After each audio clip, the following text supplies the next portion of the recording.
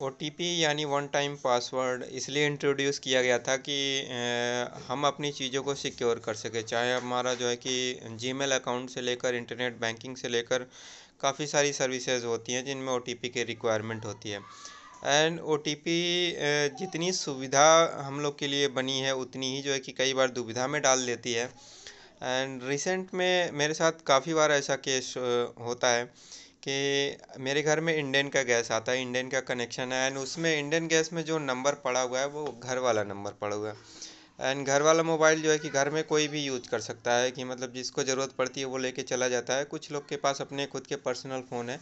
But उसमें क्या होता है कि कई बार कोई मोबाइल लेके चला गया, या उसमें ऐसा होता है कि एयरटेल का सिम है तो कई बार रिचार्ज नहीं होता है तो ओटीपी नहीं आता है। तो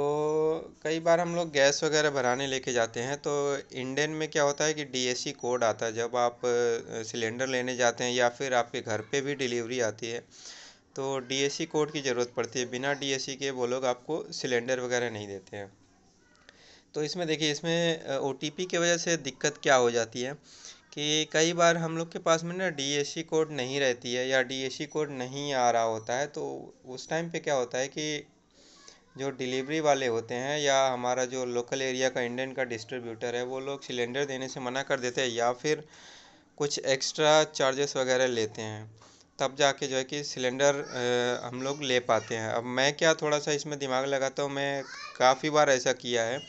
कि जब डीएससी कोड नहीं पता होता तो मैं कुछ रैंडम 4 अंकों का नंबर बोल देता हूँ, या फिर पुराना कोई एसएमएस हमारे पास में पड़ा हुआ होता है डीएससी कोड वाला, तो उसी को एडिट करके एंड कोई कोड वगैरह बना के, एक तरीके से ना फेक डीएससी कोड बना के और फिर उसको दिखा देता हूँ। तो मुझे एक चीज़ समझ में नहीं आती है कि अगर मैंने गैस बुक किया है और गैस कनेक्शन अगर मेरे नाम पे है, तो कोई दूसरा या तीसरा बंदा गैस डिलीवरी लेने कैसे जाएगा। एंड यहाँ पे ओटीपी का मुझे उतनी वैल्यू समझ में नहीं आती है कि अगर मेरे घर पे गैस सिलेंडर डिलीवर किया जा रहा है और उनको मेरे घर का एड्रेस मालूम है, कनेक्शन होल्डर मालूम है, सब कुछ मालूम है, तो फिर कोई और सिलेंडर कैसे ले लेगा। एंड घर पे डिलीवर करने के लिए ओटीपी की क्या रिक्वायरमेंट है जब आपको दिख रहा है कि गैस हमने बुक कर रखा है। तो इन इन सब चीज़ों में जो है कि ओटीपी की मुझे वैल्यू नहीं समझ में आती है। एंड जितना ये सुविधा नहीं बनती है, कभी कभी उतना दुविधा बन जाती है। एंड अभी मेरे नंबर पे क्या हुआ, रिसेंटली घर वाले नंबर पे उस पर रिचार्ज नहीं कराया गया था शायद 1-2 महीने से, एंड वो एयरटेल का सिम था, तो नंबर ही बंद हो गया है। तो अब देखिए, अगर मैं तो क्या है, मैं उस पे इंडियन की वेबसाइट पे अपनी प्रोफाइल वगैरह बनाया हुआ है जिनके भी घर में जिनके नाम से है, तो मैं नंबर भी अपडेट कर लेता हूँ ऑनलाइन। बट जो लोग जो है कि ऑनलाइन चीज़ों को नहीं जानते, जिनको पता ही नहीं है कि मतलब ये ऑनलाइन अपडेट कैसे होता है, उन लोग के लिए सोचो एजेंसी के चक्कर लगाने पड़ेंगे या फिर कुछ पैसे देने पड़ेंगे, तब जाके उनका नंबर ऐड हो पाएगा। तो इस तरीके से मैं अगर देखूं तो इन चीज़ों में जहाँ पे जैसे मान लीजिए घर पे चीज़ें डिलीवर हो रही हैं, आपको नाम चीज़ें सब कुछ जेन्युइन है, तो उसमें ओटीपी की क्या रिक्वायरमेंट है। और ये देखो, एक करप्शन का कारण भी बन जा रहा है। मैं कई बार अपने सामने देखा हुआ है कि सिलेंडर लेने आए, ओटीपी नहीं है, तो जो है कि 10-20